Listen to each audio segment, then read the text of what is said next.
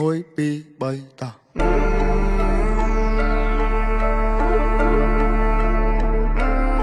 anh ở đằng nhìn buổi mấy buổi squat ơi buổi slap ball đi đã sắp thay thó let's do it ខ្មែរថៃដីខ្មែរអត់ត្រូវការអ្នកណាមកថៃជំនួសពួកចោលឆ្លៀនពៀនបើមិនងាប់ក៏វាអាចរបួសតជំនាន់អ្នកចោលសៀមរឿងសង្គ្រាមគឺវាឃ្លានហួរដើម្បីដល់អំណាចស្រ័យជេរចាចអញខ្មាស់គេជំនួស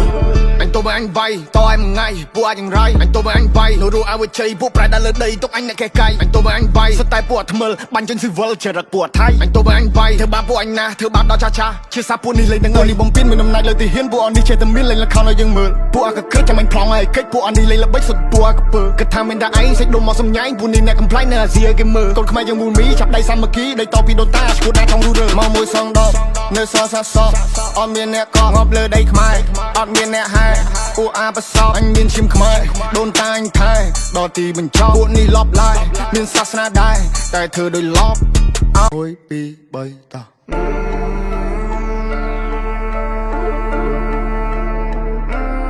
អញអត់ដឹងនិយាយមួយពួកឯងមិន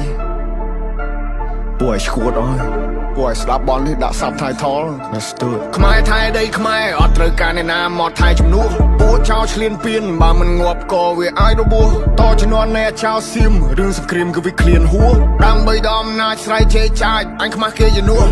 អញទៅបើអញបាយតឲ្យមួយថ្ងៃពួកអាចយ៉ាងไรអញទៅបើអញបាយលោរូអើវិជ័យពួកប្រែដល់លើដីទុកអញអ្នកកែកាយអញទៅបើអញបាយស្តែពួកថ្មិលបាញ់ចេញស៊ីវិលចរិតពួកថៃអញទៅបើអញបាយធ្វើបាបពួកអញណាធ្វើបាបដល់ចាចាជាសាពួកនេះលេងទាំងនេះបំពេញមានអំណាចលើទីហ៊ានពួកអននេះចេះតែមានលេងលខោឲ្យយើងមើលពួកអកក្រឹកចាំអញប្លង់ឲ្យកិច្ចពួកអននេះលេងល្បិចសុទ្ធពួកអកពើគិតថាមិនថាឯងសេចដុំមកសំញ៉ៃពួកនេះអ្នកកំ plai នៅអាស៊ីគេមើលកូនខ្មែរយើងមូលមីចាប់ដៃសាមគ្គីដៃតពីដូនតាឈួតណាក្នុងរូរើមកមួយសងដបនៅសសាស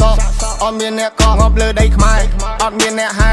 ពួកអាបសោអញមានឈាមខ្មែរដូនតាអញថែដល់ទីបញ្ចប់ពួកនេះលប់ឡាយមានសាសនាដែរតែធ្វើដោយលប់